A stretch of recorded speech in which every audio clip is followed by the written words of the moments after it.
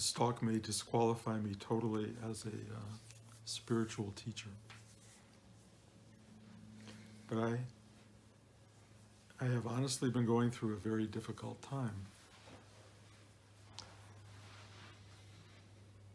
And so I don't mean to be creating a confessional here, but I just need to talk about it because I think it's possibly something a lot of people go through, maybe not. But I've had this obsessive feeling for a period of time, particularly the last month and the last week, that I'm done. And it's a complicated feeling. It's like I've finished. I did what I came here to do. I've had a very full life, wonderful life. I embarked upon a spiritual path that has taught me everything I wanted to learn.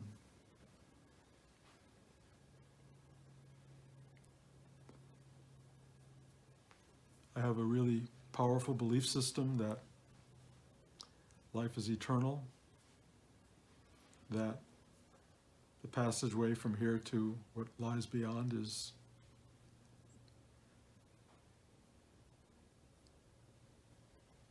full of blessing and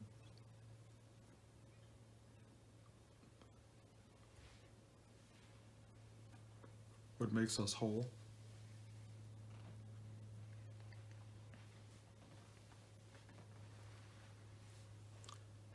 But the words, "I'm still here," come up readily. I'm still here, and I'm done. I have a few little finger holds into the world. This group is one of them. My grandchildren, my sort of burgeoning, but who knows where it will go, photography life and career, keep me somewhat compelled by life, but the realization has been very great for me that I don't need any of it. I love my wife, I love my children, I really love you guys, profoundly, deeply. But I don't know where there's more to give or to share. You know, you go to YouTube or my website and there's like 300 and some talks. I don't need to say anything else. It's really a strange feeling. And I woke up the other night and thought, you know, take me, I'm finished. I mean, I really have had such a joyful, fulfilling ride. And the spiritual journey has been profoundly revealing. It really has brought me, as I've described, I think, on many occasions to all of you, to a place of such presence, but also where I no longer have answers. Not the answers. I have answers. I could talk, as you know, forever. But the answers are no longer there because, in a way, the questions evaporate as well as the answers.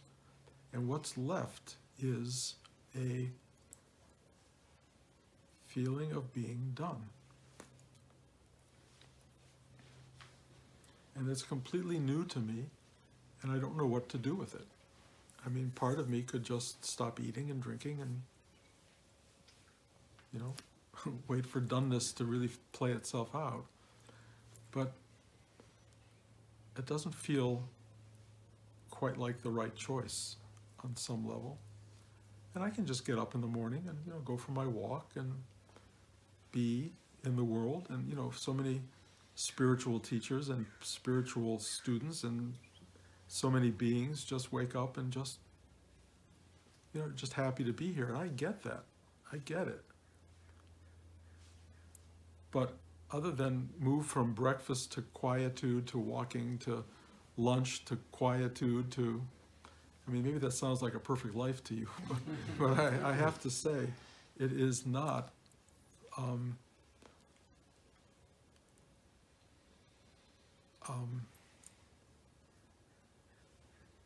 necessary.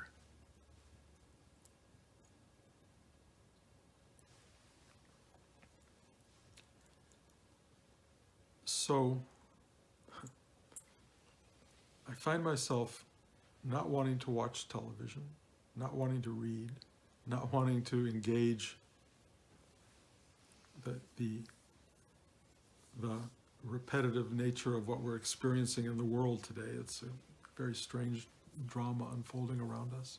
And yet I'm very compelled by it, but it just feels vaguely nauseating and not pleasurable. And, you know, I love playing with my grandson, but we're starting to play the same things over and over, and he can only be a ninja warrior so much in the afternoon before you're just wiped out. And he wants to be in battle mode. And I love playing with him, but it's just demanding.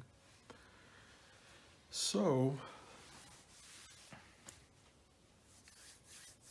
I decided the other night, because I haven't been to a movie in God knows how long, because I can't find any movies that I want to go see.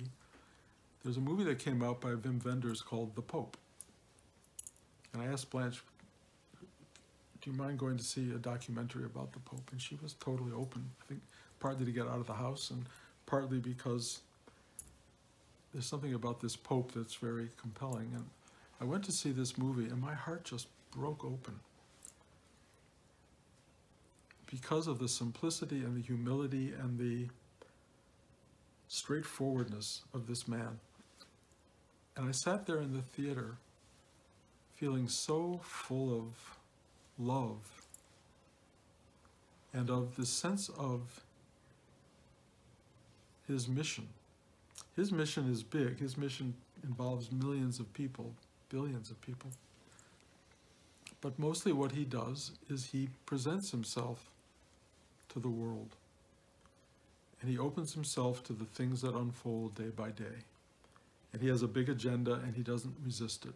It just goes out and he does what he needs to do. And I was so moved by his energy and his willingness to commit to the day-to-day. Something started to lift off of me this feeling of, I'm still alive, I'm still here. Whatever that meant, it was very valuable. And then yesterday, I watched the royal wedding in England, and part of me felt like it was a waste of time, and another part of me felt totally pulled in by it. And what I started to feel as I'm watching the royal wedding is they're doing this right. This is a big public display of people knowing they have obligations to meet and rules to meet and uphold, a tradition that's ancient, and yet they wanted to invest it with the immediacy of the moment. And they were so relaxed. Everyone was so relaxed. They knew their roles, and they embodied them, and they lived them in a public way and in a private way. They were engaging the world as a display of how one can behave in life, that one can be intimate and very much part of the larger cosmos. One could live the small life in the vast life. Humanity kept showing itself over and over. Love kept appearing over and over. Things went well, some things went a little off, a little askew, but nothing mattered. There was a focal point of everybody in the world on this love that was being acknowledged. And I kept feeling how wonderful it is to be focused on love and to see people who have learned how to be really responsive to the need of the moment and to be so human and so present tense and effectively demonstrating to the world how one can behave in the gaze of something bigger, meaning the whole world watching. Or imagine the whole universe watching. And in a way, the universe is watching, all of us. And very rarely do we live up to that image that was so beautifully purveyed by the royal family. And I'll look at, they practice this day and night, and God knows what goes on inside. But the presentation was stunning. And in a way, we're all being watched. And most of us don't behave all that well. There is something wonderful about the small gestures, about the authentic gestures of being human that are so moving and touching in life, that the universe bows down to, if you will. And they happen intimately. I watched the Pope washing the feet of prisoners in jail, and I watched the look on their faces as they were being touched by this man. I watched people looking at him as though it was the face of God, and he knew he wasn't the face of God. But they looked upon him that way, and he took that love and he kind of sent it upward. And you could feel he was satisfying something so profound and deep in people. He was a channel to something greater. The people in the royal party were channels to something greater. We are all channels to something greater. And either we are living as channels of something, or we're living in our own little dramas, our own little difficulties.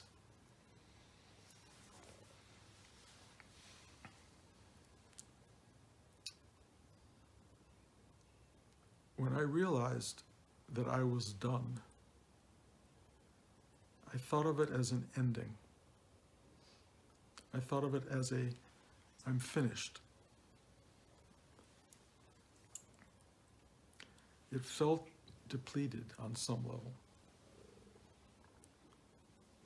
And then the Pope and the royal family started filling me up again. I can't tell you how they started filling me up, but I started to get a sense of, I'm still here. A dear friend of mine talked about a birthday party she was going to this week with her father, who's 80, who to celebrate his 80th hired 2 boats, and they're going to go out to the Channel Islands and up to Canada. And I'm going, he's 80. I'm not even 80. I've still got 5 years to go before I'm 80. And I was so impressed by his willingness, his desire to do that. He wants to do all these things before he retires. I go, I'm already retired, you know? And I got filled up again with this sense of, you're still here. And then this thing came to me, which was something at the core of spiritual practice, which is called death and rebirth. Death and rebirth are at the core of this journey. Over and over again, things fall away. And I have had so much fall away that I thought this was finally it. I am done. And I was. Then I look around, and if this is done, it's got a lot going on. And I started to feel that there were places to go that inspired me into being the Pope and his kissing, washing of feet. The royal family meeting obligation upon obligation with such authentic surrender and appropriateness. And I went, well, there's a model of behavior here that's so beautiful. You don't even exactly have to know what to do. You just have to keep showing up. And I started to feel that I was being reborn. And that this energy this fulfilling, life-filling, positive beauty of being was returning, if you will. Not that it had gone anywhere, because I had really thought in being done I had arrived at a place of great fulfillment. But it was only in the emptying out of ownership of that, in the emptying out of everything, that room was made for something new to be born. I don't know what it's going to be. I have no idea what it's going to be. But I am sharing it with you, that something is rising to fill this empty space. And I can tell you, when I sit with you in this classroom, the level of internal feeling, and it's not a good word because it's deeper than feeling, it's a kind of knowing, but there is a shared awareness, a presence that is moving between us, that is of a dimensional space that is so above the normal experience of the earth. And it wants to be shared. It wants to be effective. It wants to go out and dance with you, dance with the human race. And it is an enormously beautiful reality that keeps coming through. And my feeling is, you're still here. It's not done. You may be done. It's not done. And so the fact that you're here is a statement that you can reinvent, renew, rebuild, rebirth yourself. I share this with you on a number of levels. One is because you may at some point go through something like this. And it might be helpful to know that even in the moments where the things you believe in and everything you have as a defining element fall away, that's not the end. It is the transitional moment into something more. I tell you this because so many people teaching feel a need to be, and perhaps maybe just appear, as already having it and knowing it and revealing it, and without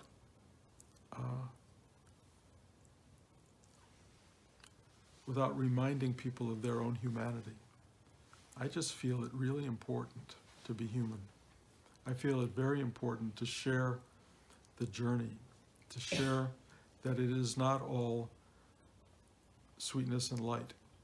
Yes, there is a lot of sweetness, and yes, there is a lot of light, but there is a lot that goes on in the human equation.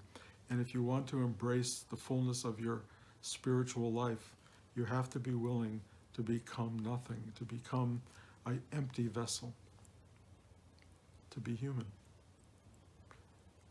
to be part of the non-dual, if you will, universe of light and dark, full and empty, to experience the totality of what this world has to offer, not just the transcendence of life, but the immanence, the present tense, the being in life, and being with all there is in life.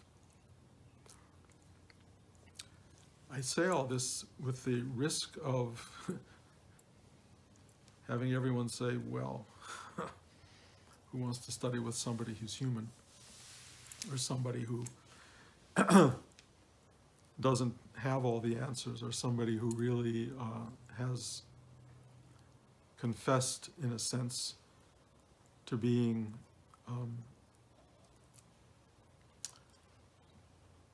potentially without wisdom, knowledge, words, concepts that will be helpful.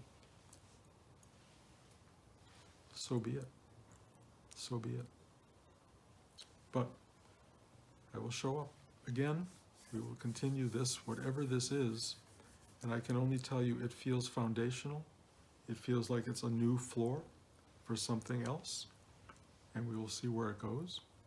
And if you are here listening to this talk, The next time I talk, I'll let you know how things are going.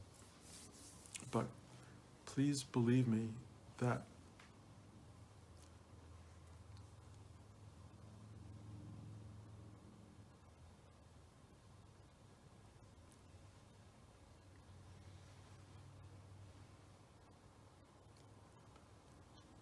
a phrase I used at my bar mitzvah, the earth is the Lord's and the fullness thereof. You can only appreciate fullness if you've known emptiness. They're both part of the equation.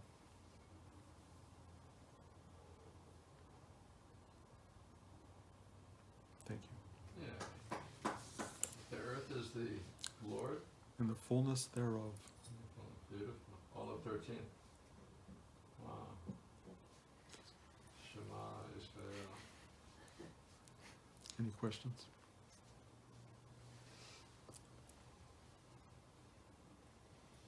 I have a mechanical question.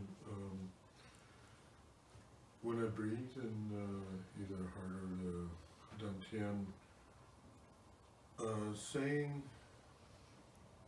to myself, "Help me surrender," does not just saying that does not delineate me from being there. Meaning that sometimes when I breathe, I can be from there, and it,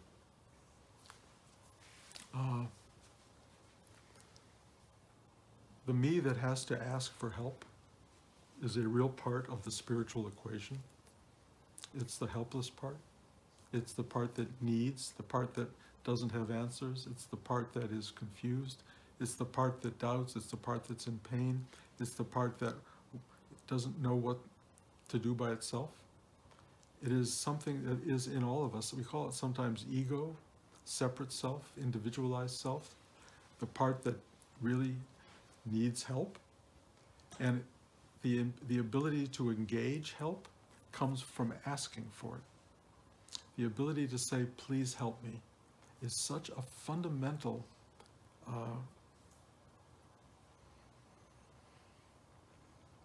place to find in yourself that allows for something greater to take place.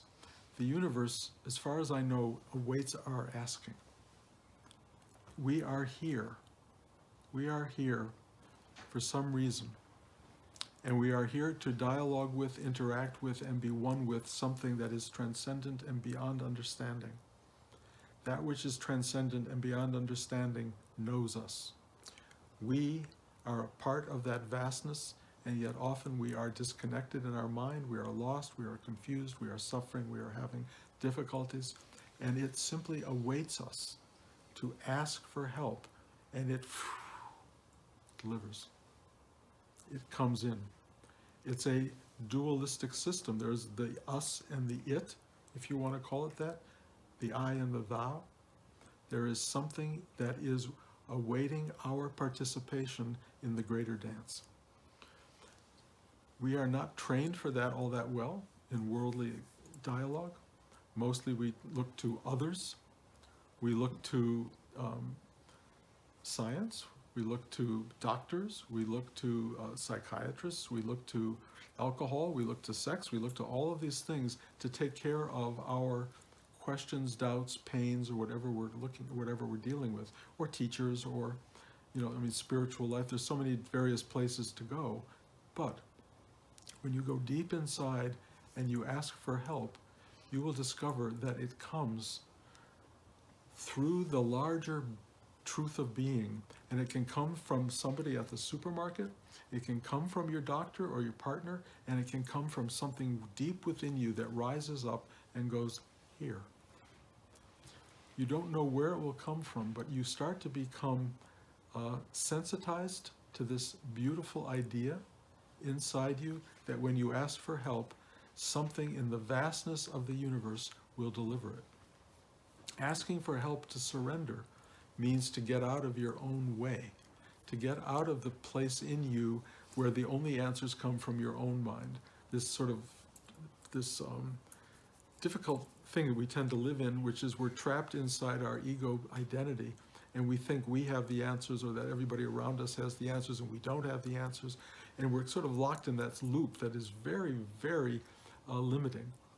So when you finally get to this place that goes, I don't know, I don't have the answers, I don't know how to get there, what happens is you say, please help me.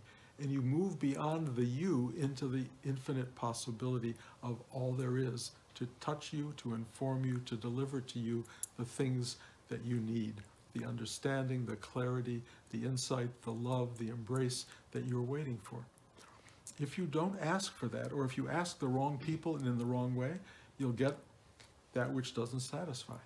If you ask in the right way, meaning from a really deep and open place, when the answer comes, when the truth arrives, you will know it. You will know it. It will be, the clarity of awareness, the clarity of presence arrives. And when it arrives, you are touched by truth. The minute you try to own that truth, sell that truth, do something with that truth, you're sort of betraying the truth. You can't get it as a pill that you can renew, from the drugstore. You get this thing because it comes in, and the mechanism of asking becomes the renewal factor.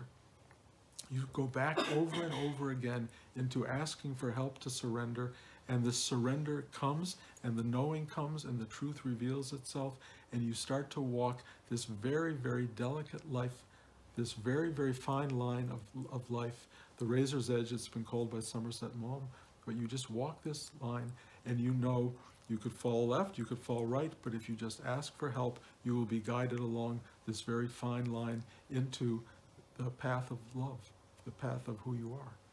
And that's what we're looking for. It's what we're trying to find. This is not an easy journey. This human journey is not easy. And, I meet lots and lots of people, and you guys are really almost an elite group of people who at least are asking, who know, who are wanting, who are reaching for something.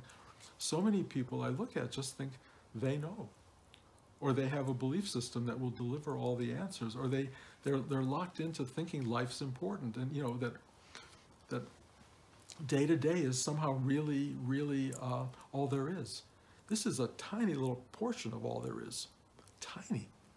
The real world, daily life is minuscule, and one of the things you realize when you start to wake up is like, oh, this is not it. This is just a portion of what is. And that's really awakening to you, and it's really like, oh. And then it gets bigger and bigger and bigger, and there's the you in it becomes very, very small, not invisible. It's still a particle in the totality of being, but it sometimes will also get lost in its own truth. And you sometimes have to go back to this place inside yourself and say, please help me to surrender.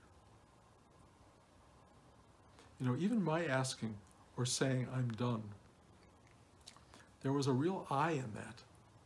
There's a real I that's running to say, okay, race, this is finished. But why, let it go.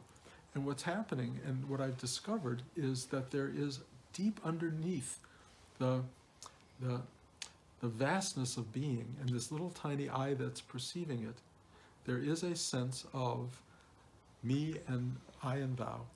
There's truly an I and thou. And until you take your last breath, there will still be an I. And that I can still say, help me. And it will be helped. You cannot believe how quickly the help comes. You cannot believe it. It arrives instantaneously, if you want it to, if you're really open and asking from a real place.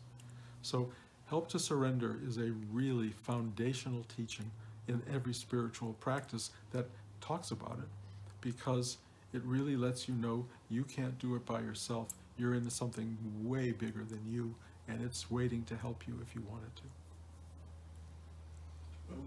I'm getting to the place where genuinely I realize that I need help and ask for help.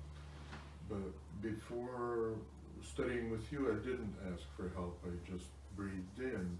And so sometimes my eyes, let's say, or my presence was there already in the heart chakra or the dantian. or even both maybe.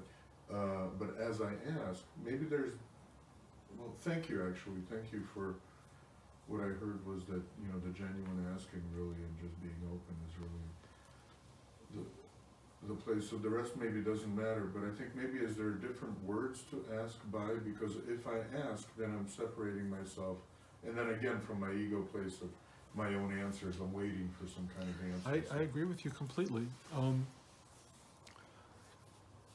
After the awakening that was experienced here, asking for help to surrender was a rarity. Almost never. I just was surrendered. I just walked around fulfilling, essentially, serving. Became a servant in my master's house, if you will, but I was the master and the servant simultaneously. Very strange dichotomy, but it's real. You are embodied here to fulfill something. And then you go about doing that, and asking doesn't happen in the same way because there's no ego-minded being that needs this solution. But the strangeness of being what is that instead of being removed from the suffering and the drama of the world, you become one with that. And then you find, at least in this particular circumstance, you find that you become,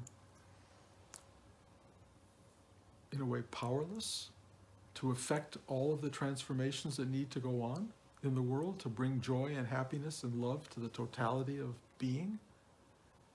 And so what you start to do and what you start to feel is that you want to be, if not the reacher for help, the source of help. You want to be the help. You are the help. And that's your work. That's your job, to be the help in some fundamental way. And that changes the equation. You don't sit and ask for help to surrender. It's almost like, fill me with the ability to be that help and to surrender. And then you, for me, the more I look at the world and realize, how do you do that? How do you become that? Well, one is to be a voice of it, maybe. Another is to live it as best you can, to be kindness itself, to be generosity, to be compassion, to be love, to be all of the things that are the undercurrents, if you will, of help in the world. Be a source of help. And it's a really big calling. You know, I got to the point personally where I just said, I'm done with that. That was basically, I think, a sign that the world needs more help than I can ever give. And I think the thing that came back to me in this weekend with the Pope and the royal family is every little bit helps. Every little bit helps. You are here, be help. Be of help. Be a helper. Be that which gives, that which allows things to happen. Love people. Be the generosity that people need. Be what you can be in the world until you're taken out of here. So it goes from asking for help to being the help. And that's the journey.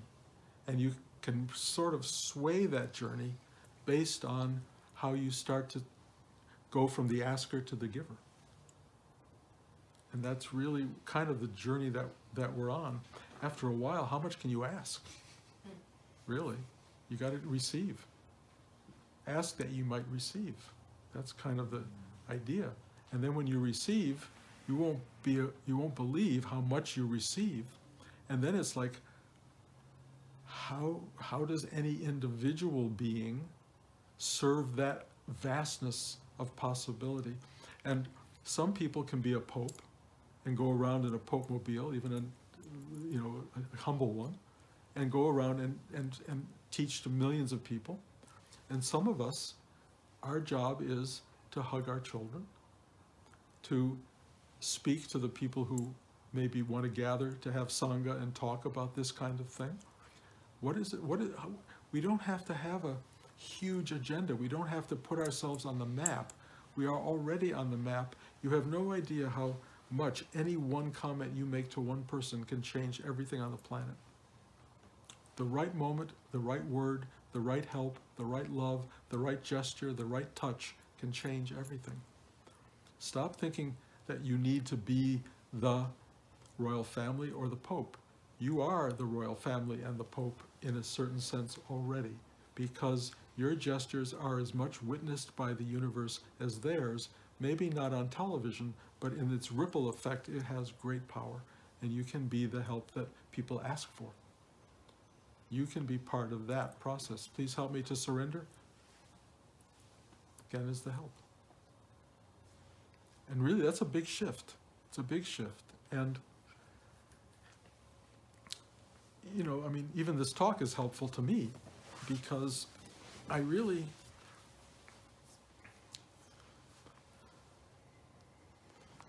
it's hard to explain emptiness. It's hard to explain it, and it's hard to imagine somebody who preaches so much fullness could actually enter into the space of emptiness, especially to the degree that I was experiencing. But I have to tell you, you can't know fullness without it. You have to be willing to have the yin and the yang. You have to be willing to know the good and the bad. You have to be willing to touch the totality. And that's a real ride, and it's a real journey, and the real spiritual journey will give you all of it. And, you know, some people will admit to being on that whole ride, some people won't. But, you know, I've always had a problem with abiding anything, abiding love, abiding joy, abiding whatever it is, because it doesn't speak to the masses. Trying to reach for abiding puts you above and beyond the masses. My belief is we are human beings, that the word human goes before being. You could say spiritual beings, and some people think that's elevated from human. It's not. Spiritual being is a really human being, deeply human being. Be that. Be honest about it. And, you know, like I said, a lot of people will hear this and think, why do I want to hear that? I would like to have abiding joy and peace forever. And I will say, God bless.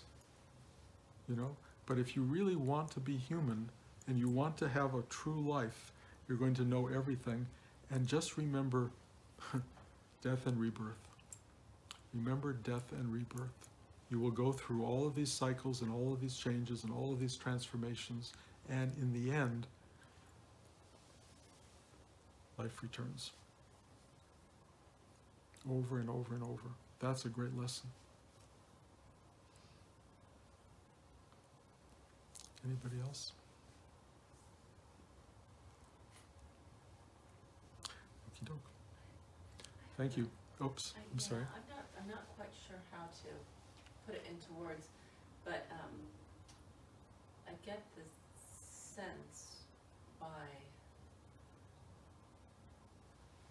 I mean, I see the value in the practice, obviously, but I find myself arriving to a place where I feel larger than what I'm trying to contain. It's almost like this ego that we're trying to get rid of always is the one who's trying to, you know, go up and down and do all this stuff with my chakra, whereas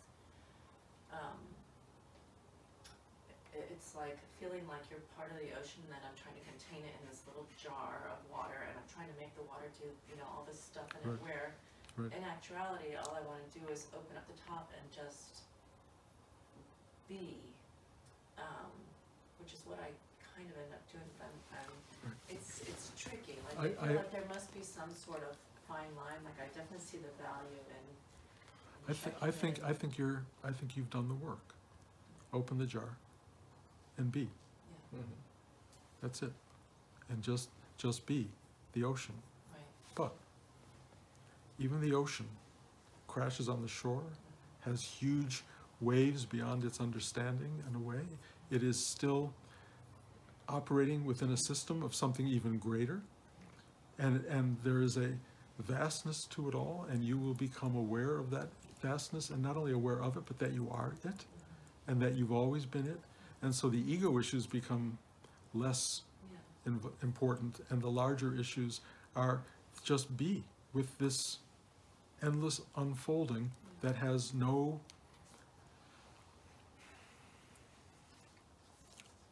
reference point at all. So I think that's what I keep coming back to, where when I try to put a reference point to something that has no reference point, and Right. so I feel naturally much, Right. Yeah. But you mentioned, interestingly, wanting to take the lid off the jar. Right. And Or it just feels natural, like that's the natural, right, that's how it should be. Right. That if I try to, contain it and be here and do this, it's like it's almost like counterproductive in a way. I don't know if that's the right. yeah, no, for I mean, it's really interesting, because there's the desire to take the lid off the jar, and then, can you take the lid off? Does the ocean pull the lid I off? just feel like it's not there. Well, that's the other thing. Right. There's no jar. There's no jar. Right. So finally, all of this struggle just goes, Yeah. but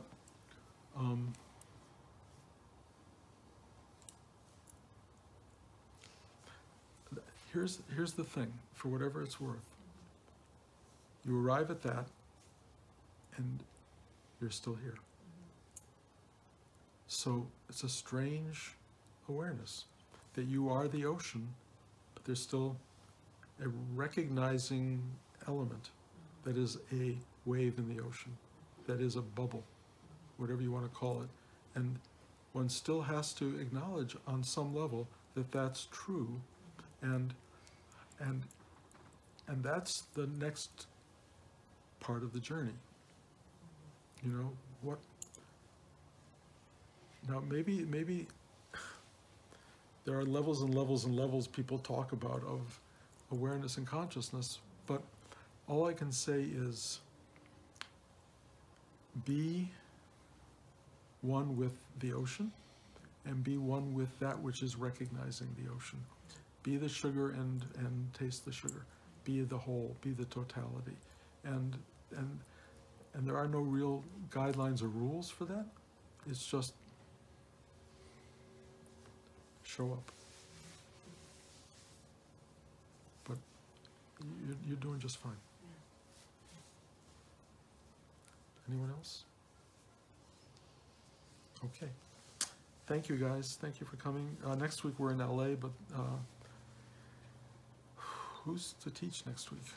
I'm not sure the list. So we figure out who's, I don't remember the lineage of who's been teaching, so let's talk about that. And somebody will be here next week, and then I'll be back in 2. Thank you. Thank you.